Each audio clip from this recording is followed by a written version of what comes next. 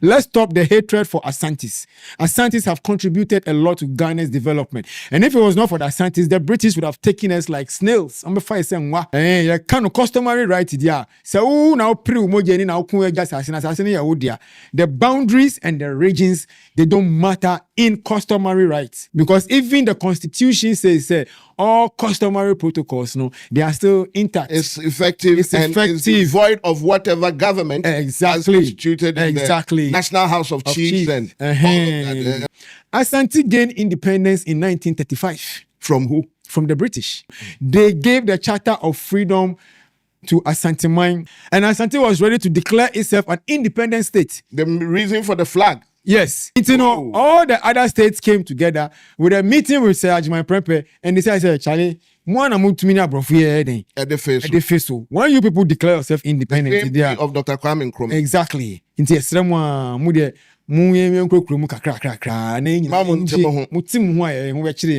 all these things are on record, but people act as if said it never happened. Know. We have fought with the British 7 times.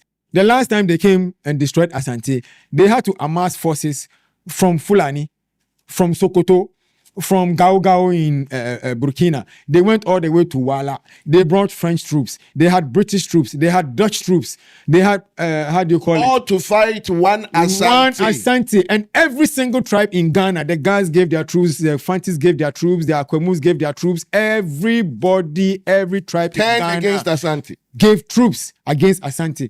So the British know what these people are capable of. But one thing Ashanti will not stand for is to be a servant. Ashanti will never agree to that. We are Ashanti by Frefrekobo. Sounds soon as said, when you have spirit, when you can Frefrekobo for the Jafon, there's a time, no superpower. I'm no more 2 meaning. I'm no more Saffono. I'm no more Ding. I'm no more who you can't him for. We don't classify Otumfo as Otumfo any category. So he is the owner of paramountcy. And nothing as a Siama ahimfu be abohu. I was in chow, now I'm focused because Ashanti history the amount for any move. In somebody any ball stories I'm watching near Mercy.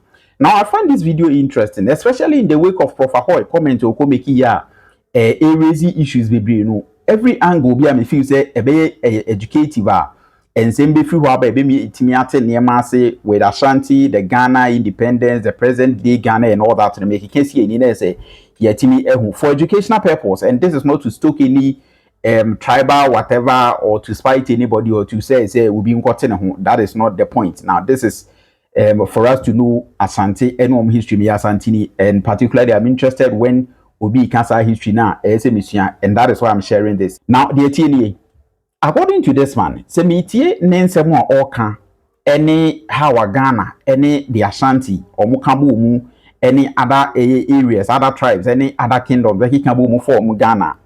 I feel like particularly on the part of Ashanti region, any Ashanti kingdom, Ghana, the present day 1957 Ghana. No. I say they were persuaded. What I say, there was an agreement on Motanase, and yet Yakonka and Achinchana they were persuaded. And according to this man, as part of the persuasion, say kingdoms and I say lands and Sasiahodwa na Esha Santiasi before the 1957 Ghana no, Kwame Nkrumah Ghana no. Still, Ashanti still maintains ownership, which is the Ashanti Hini and Otumfo. They still maintain ownership of those areas.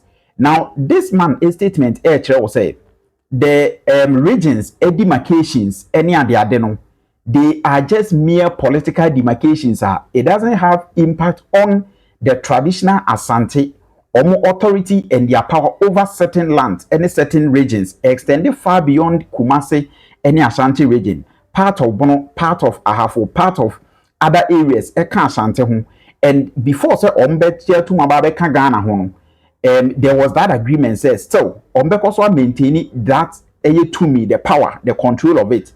Just that you better lay back, not Yama politicians not taking over for the sake of a Ghana. And so it tells me that the Ashanti weren't forced, they weren't coerced, they were actually persuaded. That is if this statement a man we make is anything to go by. Again, Obache said, before the 1957 independence of Ghana, Kwame Nkrumah lead eventually in Ebekabu one Ghana. Now Ashantis ewo independence that some 20 years before 1957 independence no. And because of more independence, you know, say Ghana and as I come before me Ghana, you can't just force them such into no. You have to go and negotiate with them. So it take come some people be tenase I will make it that agreement ema Asante Kingdom ebeka the present day Ghana. And that explains the reason why Ashanti region any Asante for a peculiar flag or more certain distinct features we say other tribes, any other kingdoms ni hidden meanwhile in Ghana. And so people has issues with the reason why Asante for our flag. And this man explains that say it is because before say the Ghana flag, the present day Ghana flag at 1957, Kwame Nkrumah everybody at the Addo. Now Asante for women independence that they were ready to be a full state and no edu so. Just as Farouk have confirmed say Ashanti region, any Ashanti kingdom no, a special case when you are talking about Ghana independence, any certain people and their potential to break away from Ghana, Ashanti region, how you should approach it no, different. This man and someone Okano, and also confirm his answer. Now, with a mention, young community opinion someone Oka on Ashanti history, the present day Ghana, in between the 1957 and Samuel Corso, and from there, no, the Abba and the reason we believe is a Ashanti kingdom, no, or non to say indeed, just like Farouk, just like other experts, or ones who follow history, or which we say Ashanti kingdom is unique.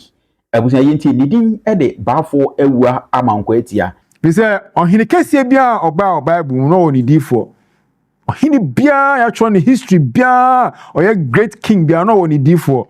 Enti no ansana so there Samuel. Exactly. David Nathan. Prophet Nathan. And it goes on and on and on and on and on and on. Every great king has had his own prophet. Enti no say to ansana Europe himself said to ever wa chechira santimai no emra o chechira santimai no sebi pray and say nyo no ne bosire muka and o chechira santimai o confirm no chechira emra makumako 77 edio sonson I know the govern Asante the 77 laws of Okonfanochi wonim minim ni nyina eye hintasem ya tworo bi Impanyifo ni nimbebi a it's not for public knowledge. And yet for public knowledge.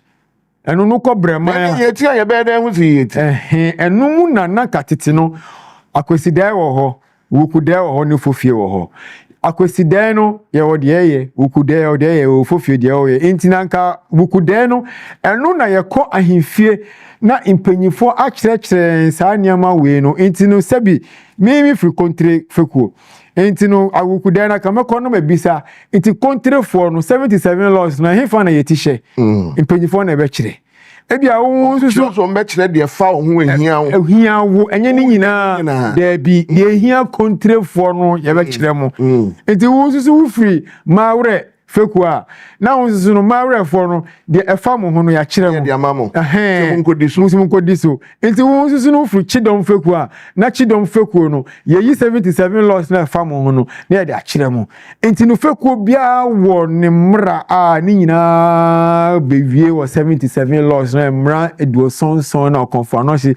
eye de ehyehyɛ ma Asante man no eno na ma Asante ebe pemune kusikoko krantu anye den entumi entu Asante so sa endi ne sunkunu antu na hwete sa no because Asante gina bibi so mami musa we Asante ni firi hin na bai o ma hyase ne sei Asante ewo ho fritete na ye kan koduru se na Asante before mpo ebe tu anamo free Mesopotamia no etumi kwa kuhu Asante ewo ancient your friend is saying Sumeria. If you honor one, a be Mesopotamia. What I say, I go for Tigris. Say Tigris no. And I'm making him tell me, Tigris no. Say Tigris no. Ne na chance dear sebo. Insure no. Busum. Na chance de sebo na Tigris no enemu ne ebenya tigari a chance de sebo odu babrofum a den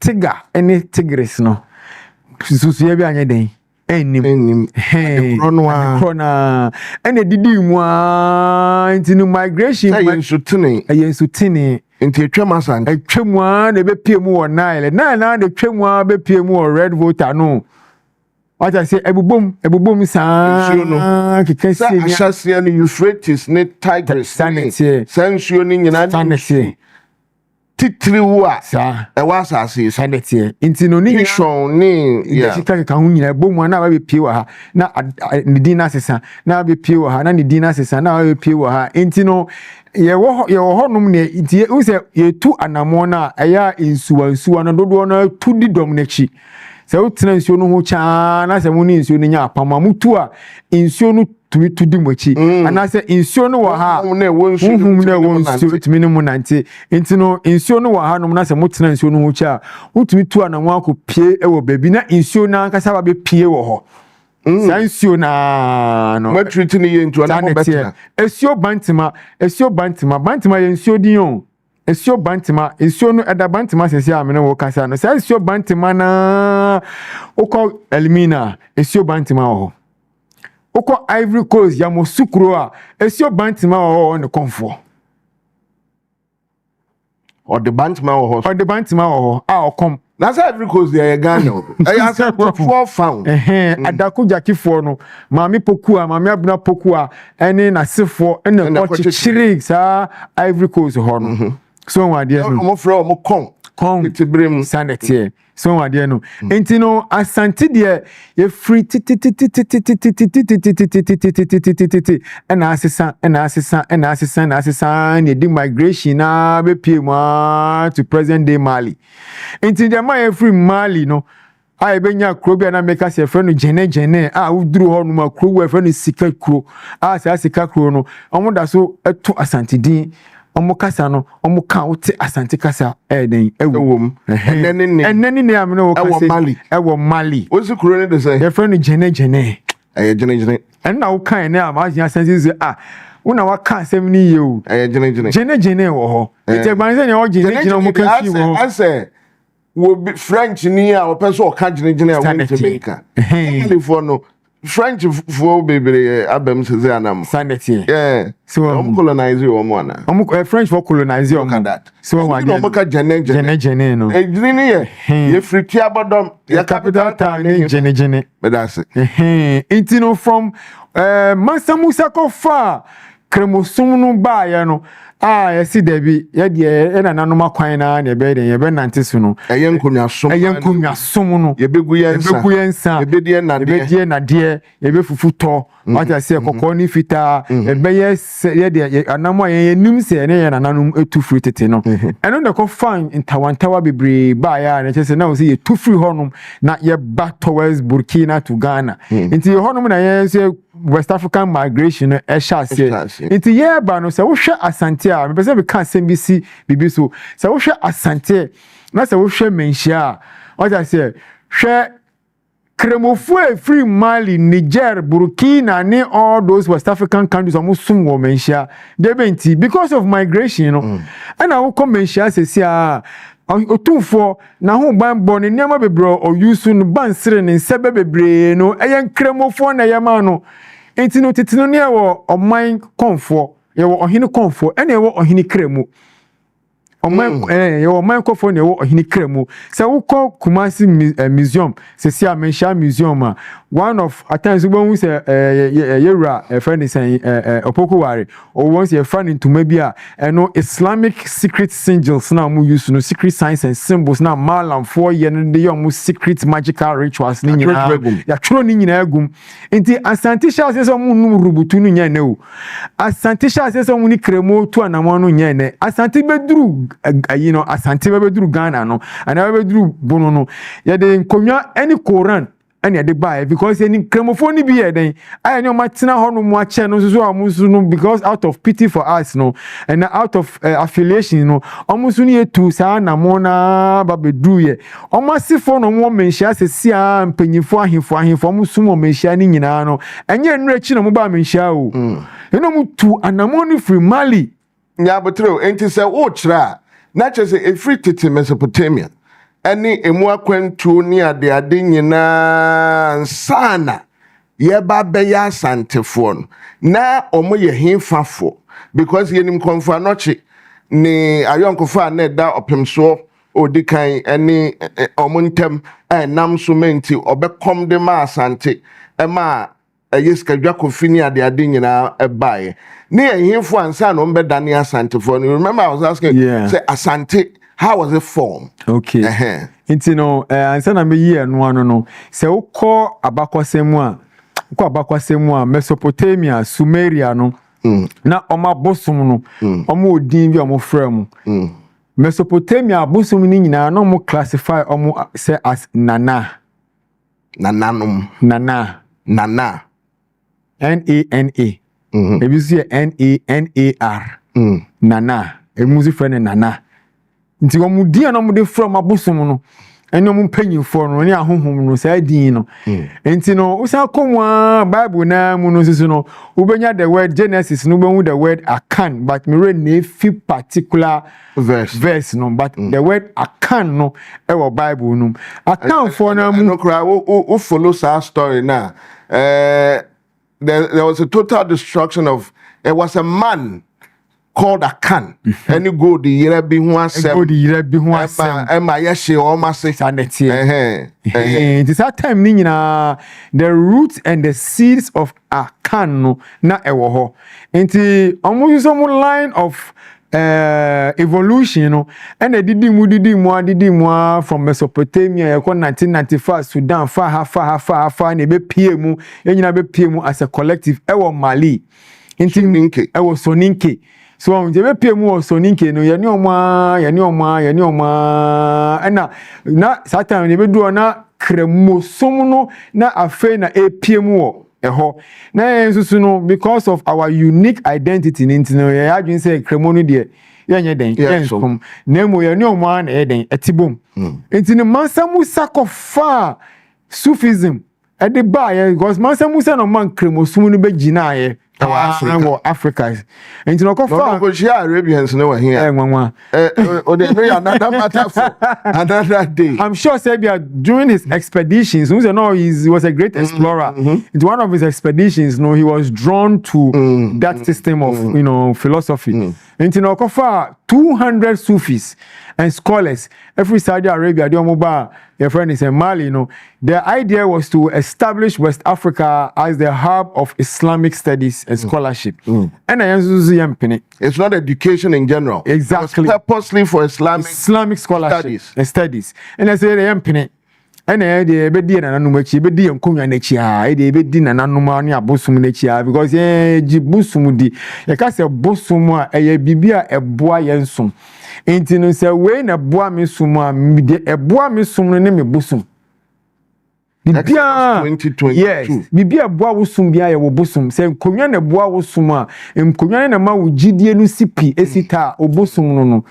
ahwene ya da me nsei ene na boa ma me gidie no sipi esita me bosum no enini efi se we ena eboa me sum ene na hye me gidie no mu kena ma ne boa me sum enti ye didimu saa ne didimu na ye se ensum ene ye dimu na ye se ne ye be migrate dia eden e dia ba ye ba ne so no aka na eba na ma yenye nkwa na eba ye ne gawo na ye benya Asante no ne ya akanfo efe na nyina ne akanfo anse na ba ya Asante nti ye ba ya no ye ba no so ya ma beduru ha direct ye ba ye no ye beduru sirem ye gonja omu na ye besua omu ye gonjafo na di ye nim de ye ba bunu manso answer about Bono Manso na account for groups no different dika ayeden abesetto wo o ja say gonja for you say ye nuanum bi wo hanum side ya ke be pese o ja say because that na gonja honum ni enough na kremo no susu no ji hini wo ho ya ka say ye pe ya ka say freedom ye pese ye sum ekwan ya ka say ye pe ene emu nuanum bi e wo hanum sei enti mo yenya den yendi monim fa monko ana mu di yenim e de ba Bono Manso so de ba na mu edidimu an de free Bono Manso be pie wa dance na yenyina emu tete ye we ko chichi ni crew enti no tama yewura o say tutu okoyi obona pro ni nyina oyo opemso dikan obona pro nyina okohia yi okonfanochi ewo your friend is saying ewukugwa no le won hia na ewukugwa o hia no akwamu ohia no akwam nti ohia no akwamu no okonfanochi na nkasa na no wadi nyamransem bia omabayi omode no abayi musuo ne ya chi ne ade mabayi musuo nti no ohye otumfo ayopemso osetutu odikan no hye ne nkom nti nkom hye no hye that is ono no story na koye Joseph die ni bio senye no ankra no nti onu na onu ankasa no onu na ne tokeka what I say eno hye ne nkom nti ohye ne nkom no eno che say eno sre ansansa sreku edi osre ayi no na ya akwamu hene no ya akwamu hene eno ye sre say ukonfo yi de misre no fa no ma me na ombesom me ana ja so najama ojama ko hyenkom na enya nsasa sreku de di boni biwa ko hyenkom bia san kom no ni se ka omunti bi da nti ye yi ni de ma osetutu ye opemso se wo mpesi ebekuna ani afa no kwa ye umpe na we de na wo munim se wo mo de ade kese na eche ade kese pa no mo de ma Asante wahu nti no ogie no ansa na wabe kirechi no akonya no okese fa wetu ha nti no Asante be free friend is saying akamfo na ewo your friend is saying Bonomanso enye Bonomanso yewo your friend is saying akwamu free akwamu aba no na we onsaseseku ode asrafo over 800 almost 1000 ni omo keka ho nyina eka ho de ma osetutu amankwetia konfanochi ni omo keka ho nyina no mutu na mo free akwamu ede ba akwaman sa mre no na bibie ni we friend no Asante na yo nkron mu nyina ye independent state Asante ahyase na efe na fe de be kire no nti ni opemso osetutu odikan kro oba no wani kan ma Asante oba kwaman sata na kumasi ni ho na Asante ni ho na kwaman wo ho nti no oba no kire se munuanom se ade ne si kono de se anse na betume di de kirafo ne so no yesi akan nyina ye ho abom that time so na be kwai de ne man Agisu de ne man, Kokofu de ne man, Esumeja de ne man, Kwaman de ne man, Obia de ne man, Obia de ne hoso, Obia ye o man hene, Obia wa nakomya tuntum, Obia nsho obia se, Obi ntu obi fo. Eno osetutu friend is Konfanochi, na dwunumu do. The greatest philosopher of the 21st century. The greatest philosopher, the greatest thinker of the 21st century. Pese a friend is saying Okonfo Anochi. And I see winim. I say they work ko dem. Aye, quite out. Aye. No cry about that there opposite you one there no. Running sakwa. What I say intino. When I say onu say the be say no. Say no. Just say mu nyina maka bom. Na mu ebe ka bomu a sesi ano obia sesu de no ho obia wona konwa tuntum obia wona dom obia wona srafo enti hwan na ba bedi hwan so ahu sine ya no ofra amaman ni nyina mo gitu mu se on be form Asante Confederation no ye gisu ni ye friends Kokofu ni bekwai ni Esumeja ni kwaman ni mo keka ho no omo nyina gitu mu se omo be jai sa memman hini sanity ye nyina ya ka bo ma be ye nipa baako nipa ku baako Asante enam osana ye pese ye ni e friend is denchirafo no enya ni ntino na say de obi be so to share so na enyina ya no ayeda akobe nkrom na denchirafo no omo se omo maka na nye omo de denchirafo no that time no me super power omo na no mu kro tumi ni nyina omo na no mu asrafo no omo na no mu tirimo odin omo na no mu hu ehu omo na no mu kebia ewom omo na mu ka sempu na epu wohu enti na sometimes na Asante ye nkron kiten tine hu be hia se ye nyina ye beka tumi abom ama na ye kese preku enti no say okay ye be ni say amu nyina mo ya man hene obia wo de tumi obia wo bibi eta na chi obia wo na konya tuntum enti na se be ka bo mama asumdwe aye adwuma me Okonfanochi na mentimi yi ohene emfa mamu ana makandi ni emfa mamu yemma na nanom ankasa yi makandi ni nyeden emamu ɛna ɔfrɛ mu nyinaa bɔ odwa ɛyɛ nyankomade na enson nti ɛda no a ɛnanson no besu na ɛyɛ fiada saa da no na osufrɛ ɔsoro ɛne asase ɛna ɔkyerɛ mu sɛ nipa sekedwa no ba besi ne stress no ɔno ɛna ɛbɛyɛ den ɔba bɛdi mu nyinaa mo so nyankomade no ɔyɛ ma hwan na kyerɛ sɛ kɔmfanɔkye no wɔgye nyankopɔn di kɔmfanɔkye no a yɛka sɛ akom ɛnni hɔnom a nyankopɔn ɛnka ho because ansana wobɛyɛ nyankomadeɛ biara na wɔsɛ wode nsa no hwɛ soro na wɔsɛ otwe di ampɔ ayɛboafo kwame nyankopɔn toturubo nso kɔ abrafo wɔsɛ wosrɛ ɔbɔ adeɛ ɔbɔ so ɛne asase ne firi nyankopɔn efiri otwe di ampɔ nyankopɔn ho direct intina kosi boni ntumi ankonka no those who want to believe who want to disbelieve it you have your own constitutional right to disbelieve it but yenumo yeye asante a sunsum ni wo yemu a sunsum ni ekasa nkonwa ni ekasa ne yenim se efrisuro ena ye den ebaaye enti no esuro ne yakopon ankasa ene nananom ekọ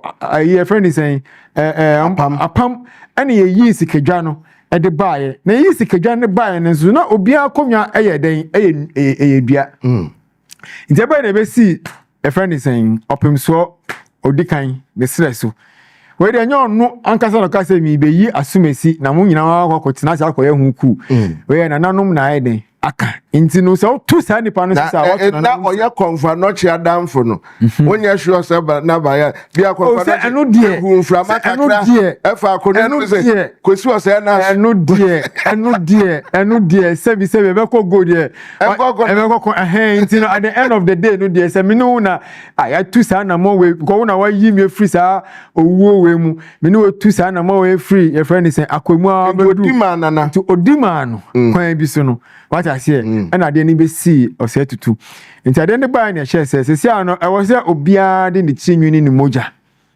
ene ne more what I say nti bubu mere no ahemfu na wo nyina bubu omo more emu do omo moja ene omo chinwi what I say ene ye de hye ne moto ene ye de punu sikedwa no se free na ekomu nyina makantam modin se punu ade a na kire se ye de chinwi more ni moja no ya hye no moto Ashini moto ni yashan say. Yashi moto na de gukukum. Oh, eno your friend carbonized herbs, carbonization. Into carbonize ya na ebe tum.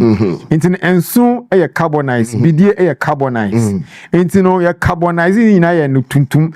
What I say, ena ye den. Ye de friends enfo e de sra konwa no ebi munum bi e de kan santan we de aka na ye den esra konwa no. Omunum tirinwi ni moja ni mo re na ya hye no.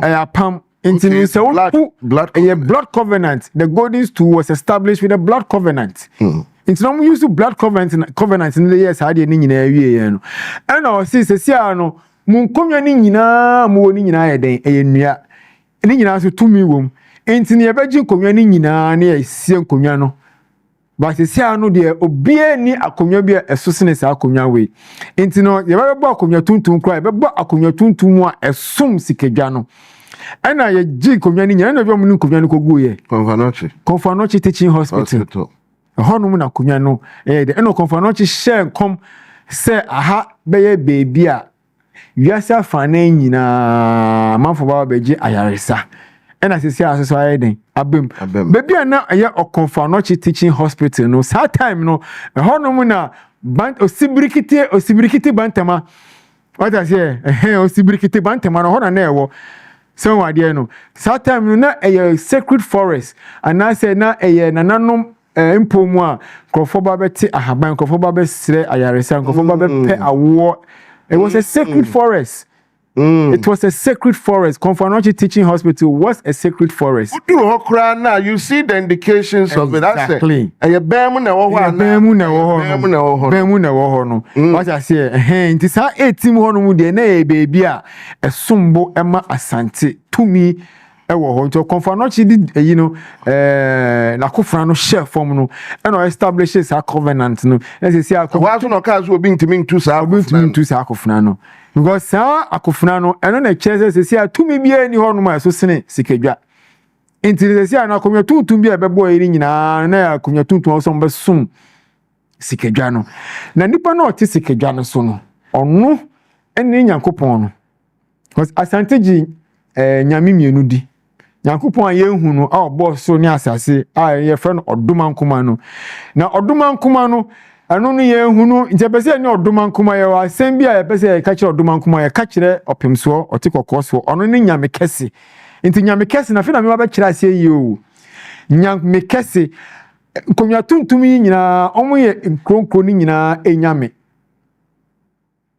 nkuro no a ɛgye pene de wɔn ho bɛhyɛ sikadwa Kofi nase no wɔn mu nyinaa nyame ɛne nyame kɛse ɛyɛ otumfoɔ sanetie Asante hene nti no Asante hene no ɔnyɛ yɛka ahemfo a in the context of the spiritual language no yɛka ahemfo a we don't classify otumfoɔ as ɔhene ɔyɛ nyame kɛse prɛkopɛ nti ahemfo no wɔ mo category aman hene wɔ mo category ahemfo wɔ mo category abrempɔnfoɔ wɔ mo category so ansa na edikrofoɔ so wɔ mo category otumfoɔ ni category yɛmfa no nka obiara ho ɔyɛ above all ɔno he is the owner of paramountcy. He is the owner. Bibia wa Asante, bibiara wa Asante. Insuo, bosom, akonya, ukuta tumi bia wa Asante. O makra wa wo mo yira wa ware ne kra yo tumfo dia. Inframa honhumi e wa Asante e ye ono ne dia. Insuo to a ono na ma insuo na to. Ewia bo ono na ma wia na bo. Inframa ehum tu Asante a e yo tumfo na ma ne to.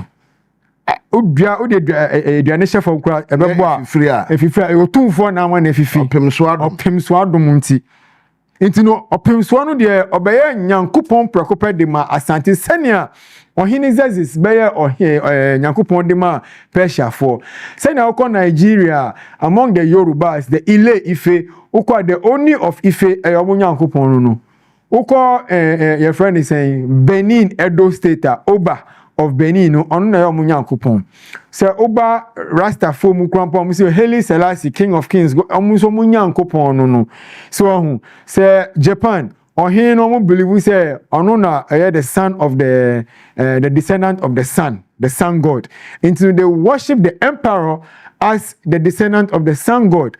So the concept of the god king did not start from Menshia. It is a part and parcel of African belief system. The concept of the God King did not start from Menshia. It did not start from Otumfo Pemso. The concept of the God King, no, ache.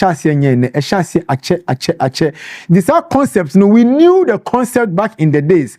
So concepts, no, yanantiswa ene ebabenya opemso or say to what I say, nyame kɛseɛ ɔtɔso mienu no nti no ɔno ankasa na ɔte hɔ no mu no ɔnyɛ nipa wɔ free yɛn yɛtibiam ɔpem so free ɔpɛwotimi bɛm ɔpɛwotimi frim ɛkɔtibia kɛseɛ nti no ɔpem so a yɛ ɔsɛ tutu nyame kɛseɛ no a mehu no saa no ma yɛmfa no tra saa o na Asante anso ne mu ama ne dwumadi a ɔsɛ odi no wɔn di ne nyinaa wie na se oje hokọ no ma ebe mmobọ se fi se dwumedi o hyase no when we 300 years ago I born to what I say achimfo no born to man to pranim no okonfo no chehyankom se o se tutu obesan ba biom after 300 years the 300 years mu na opie ya o start say o rule no enti no oye odikan abadada Enutina eneno abebio opim so say to abebio because after first or say to no buy no nti abebio no nyɛ sɛ ɔtɔso mienu no ebida no abebio ne honhom so you believe in incarnation and reincarnation. Asante believes in incarnation, not me. Asante customs and tradition believes in incarnation and reincarnation. Intina the name abebio. He has reincarnated, he has come back again. So the odi can call no hunu no on na wasan den ababiom. That is why on say odi na asem na sekrofo ba ahemfo no begina n'animu a bebi akonwa ni free no be kan nyina akire. But akonwa na nyini sin about 500 years 600 years 700 but obetumi aka ne penyi because on what you efri honhom in the honhom mu anya ade ne wasua nya kyerɛ ne ya kyerɛ no what I say ade ne ba ono no kyesi ni kro Say those chichire no. Saa na sesi okai ni nyina na oye ne pepepe. Enti bibia Asante ayire bia no, bibia Asante hwere bia no, saa ba restore ni nyina. Enu ti na sesi ama ahemfu bi abohu. So sesi a bibia ne konwa, bibia ne sa si de bia no, opimso be gini nyina. Se ewo bunu mamu, se wa hafu mamu, se wo bebia opimso na hinye ne tira kodu. Ne nsase wo ɔne nasrafo na ɛkonye agi saa asase no opim so obegye saa nsase ni nyina before November ɛna nipa bia ni hɔnom afiwe obetwa dwira no anya ahemfo ni nyina na betwa dwira no anya Asante ahemfo ni nyina na betwa dwira o Asante ahemfo no yebetu bebre Asante ahemfo no bebre bewu ahemfo bebre bewu ansa November ansa no dwira November nyama be sisi saa to odwira time no omo ebe yi omro kwampo no no ya hyase indicate ata se enti ne be a ono na hinie ne tire kodu no obesi aman hini ntinu do nipa ono si otumfo ontumi nsi man hini ewa ha ontumi nsi wa ha ontumi nsi ena na wo si no ogusu si obeye ni nyina nti wanya lucky po na wa mbra ho ase a bukro no ebeji ni nyina aboso because ono no Akuffo ena de obeye no kane no ya kan customary right dia se wo na opre umoje ni na okun agi asase na asase ne ya wodia the boundaries and the regions they don't matter in customary rights because even the constitution says all customary protocols no they are still intact. It's effective and is void of whatever government exactly constituted in the National House of Chiefs and all of that. And then one thing we also have to be aware of. Asante gained independence in 1935. From who? From the British. When they conquered, a friend is saying, conquer Kumasia, they gave the Charter of Freedom to Asante Mine, to Agyapong, the first. Way before 1957. 1935 and Asante and Asante had already had its independence in 1935 from the British. And Asante was ready to declare itself an independent state. The reason for the flag? Yes. Asante was ready to declare itself as an independent state in 1935. No. Exactly. No. And you know, all the other states came together with a meeting with Agyapong, and they said, Charlie, when you people declare yourself independent, the of Dr. Nkrumah. Exactly.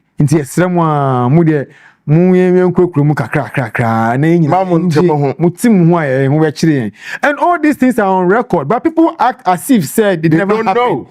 They act as if said it never happened. Asante gained independence in 1935, years before Ghana gained independence. So we had our flag years before Ghana had its flag. We had our national anthem years before. We had everything, our constitution, our court system. Asante had everything that Ghana is enjoying now. Asante already had it from 1935. 1935. Now you independence already. What I say, and I feel ever can is okay. No mind back. But the thing is, Tama Brofuno a free hano. Because the white people wanted to rule the whole of Ghana, and then they found the Ashantis to be the most troublesome people that were giving them the most problematic people. No, they decided to leave negativity or negative mindset about Asante.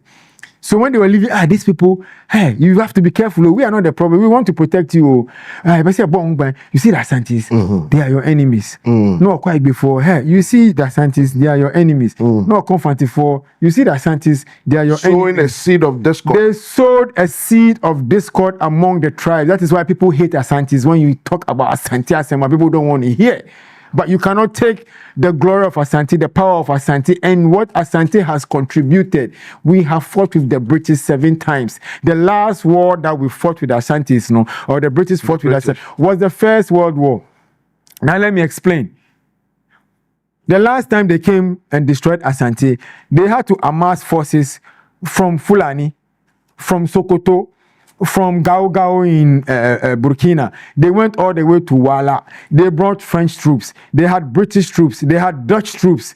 They had, how do you call it? All to fight one Asante. One Asante. And every single tribe in Ghana, the Gans gave their troops, the Fantis gave their troops, the Akwemus gave their troops. Everybody, every tribe in Ghana against Asante. Gave troops against Asante. That is the only time the British were able to conquer. They tried within a period of about 100 years. Yes, they couldn't. Before finally they amassed all the West African forces. They amassed the whole West Africa against Asante. They even brought specialist troops from Dahomey, Togo, Nigeria for baby. Burkina for by Mali for by. Colonize yeah. You know, colonize then exactly. So those are the people everywhere that they had colonies. They brought soldiers to fight against Asante. That was the only time they could fight and win against Asante. So the British know what these people are capable.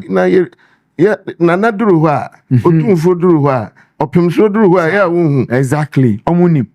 So even when the Queen of England or Nyani baby you remember they put all the world leaders, all the kings in one bus. Otumfuo was not mixed with them. Why? So you have to ask yourself these questions. Let's stop the hatred. Let's stop the hatred for Ashantis. Ashantis have contributed a lot to Ghana's development. And if it was not for the Ashantis, the British would have taken us like snails. But one thing Ashanti will not stand for is to be a servant. Asante will never agree to that. Asante will never ever agree to be a servant or to be a slave. We can be a servant, but we cannot be a slave. That is why even in Asante Domno, when we go to war and we bring in captives now, we bring them as Adom Kofi. We integrate them into the family. Yawa So so how do we integrate them into when then we will elevate you. To me, the funny thing is people misinterpret something. Yeah. I think it's an opportunity for you to clarify. Once your friend Nkrumah be where do you fear nipa? Fear nipa be a donko. Sir. Fear nipa nyebusiani. There be Oyobia. Waye juma ama ebusiano entino nipa na okofa ne ba no say me do wonti odena me do wonti menko eno na benya mu donko we donkoni we me do no nti woni wasefo nyina me do wonti ma monko ena mo ba ya donkofo nti omo krampo no etimi mamu dikro won sa se o baby a omo tumi dikro what I say ohweso na every ono abedi ho nyina so me dia ma woni wase for mo hwe so munya account ma me ne babusuan for me ne ho no mu account bia nkoma babusuan for. So Asante knew how to integrate, and when we were forming the Asante Empire no enye akanfo na kwa na chichira Asante o. And people mistaking the Asante region empire and as a kingdom. Asante is not a kingdom.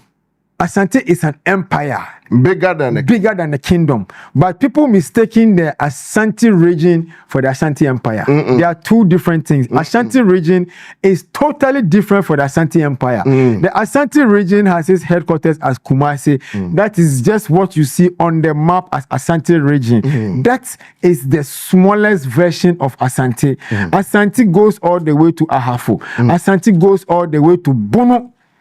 Asante goes all the way to Oti. Asante goes all the way to the north. Asante kwa koduru Mali. Asante kwa koduru Suriname. Asante koduru Jamaica. Asante kwa koduru Seychelles. Asante koduru Trinidad and Tobago. Asante kwa koduru Brazil. And beyond. And no na empire no. What I say? And they created a system whereby people can integrate to become Ashantis without having to necessarily without necessarily having to be born from a maternal lineage. Into the say, the first version of being Ashanti, or the first step of being an Ashanti, is you have to be born from a matrilineal. a mother who is Asante, then you become an Asante. The second part naturally by birth. That is the first step of being Asante. The second step of being Asante is by paternal inheritance. Me, as I'm talking to you, my mother is not Asante, but me, I'm full-blooded Asante. Because by my father, because my father is the son of the Bantima Pudio stool. The Bantima Pudio stool is a patrilineal stool. Janum ne dia memma ne di oba ni inti me mamma ni nyina asantefo me mamma nyina asantefo including me money on because ye no ye di ejade. So you see how you also become Asante by patrilineal. And then the third version is by allegiance. When you pay allegiance to the golden stool and you serve under the golden stool, you pay allegiance to it. No, you are considered Asante. You can't Asante. You can't the home. And then into a pemso bomu sign it here. And then by alliance, into union form alliance. What I say is all there. How. So Asante has so many different ways of making people Asantes without necessarily having to be from the matrilineal side. So when we there no, so omo buy moshi for mo buy. I am number chichiri moshi zongo. Elimina for na be chichiri fanti new town. I am crying for omo no mo chichiri kote. I am crying for I before na be chichiri na junction. What I say, Oko Greek Nzima for Mcbrown Asante for no this are mom the be Greek Nzima. And you tell me which tribe Dagomba line, Dagomba form by Muzumu Kochiri Muko, said Mubiano. But the integration system was strong, bringing everybody together. Asante integrated everybody. That is one secret of Asante. Because let me even give you one secret of a free bantima. Obien who free bantima. Obien with Maka say, Manchester no cry Slim Castle. Bantama o se bibi. Na mechire. But Bantama no obi ani o free ho. Ye nyina ye o ekura ye free ho. But Bantama ne frefre kobo won chendi. So won chendi na be ye Bantama ne. Obi o free baby obi ya Bantama ne bi. Bantama de ye lineage no ye foot to France. Ontumi nkase ye we mu. I like the word foot to France. Ye foot to Bantama de obi a foot. Ena me na from ono ofri achim eba denchira be bo ba fo manko etia ware no ma ba fo manko etia be bia ni chidom hima no be bo ni chidom no ono oba no wanye na busuafo no onyo mo ba ye o oni frefre kobofo na ye den eba ye no be dane Asante o enti ye no we are Asante by frefre kobo o sans so na sedu mu ni on keka ho mani abre spirito mu ni on keka ho nyina frefre kobofo enti na Asante frefre kobo no donso. But Uba, what is due you, no? Asante will give you. The honor that is give you, Asante will give you. Hey, we are strong. Hey, Mumbai, trust us here. 120 acres na da fa pe gold be mom. What for sinu o chami fa what for say for no mienu bra me de me na mienu fa man ko gu onu mu wo a sika dia ma obi Agyapong dia ma obi a no ye ma ne wo a ni nyina san ba back to Asante. But in the long run, it comes back. It comes back. So Asante knows how to integrate. And I know no confano chine ede. Ema chire sa de ni nyina. Akuffo no chine chire say da bi fitin no ye ni akwa ye ni your friend is don't call ye nyina ye ni papa. Ye nyina Asante for. Nipa ne ba no be so nko o ya Asante ni. What I say ofukofo so de pekwan bi so na dada no manenka. Unity. Dada. Because they needed numbers. Dada no manika manisika manager pade. Kwan bi e be fa so e be dada o mo dani Asante no. We will convert you into Asante. That is Asante. So whether you are Gan, you are ever, if we want to convert you to Asante, we will know how to convert you and you become Asante. Into Asante there, enye account for sebi. I don't want come me say, you can't Asante mu do. I can't quite chi omu nyina ye ka Asante a ye nyina tubom na ya Asante no nti na Asante de ye nkyerɛkyerɛ mu ye ne yiye mu saa da bi wo hwɛ menhia kora omo metwa menhia ho ahia nkrokotwa ho nyina esremfo Sremufo, you say Sremufo kwa na aju Kumasi aboso. But omo nyina ye ka Asante a ye ka omo ka ho. Into how do you talk about Asante be yi Sremufo from be yi Men shia boboa no, hina boboa no ho nyina Sremufo. Sremufo. Take tall strong. Take tall strong men. Say free tete no. Free tete. Wo moko. Sanetie. Omo ya Akuffo. Eko eye nana ho ban. Sanetie. Eno mu nyina ya Asante. Omo nyina ya Asante. Dodo no krampo ene uka se omo mbo mu krem odin ana mu srem odin omo nnim. Omo nim. Asante din omo chi ayira. Omo chi ayira. Because omo buy no patrons no mbe nya no patrons no de omo din e den to omo so emo mo baby mo tena emo mo sika kokko emo mo ahenie emo omo they felt comfortable. We didn't treat them like slaves. We treated them as people with respect. Into omo so kai into no nuanom so mo no afa mo so mo mra ha de.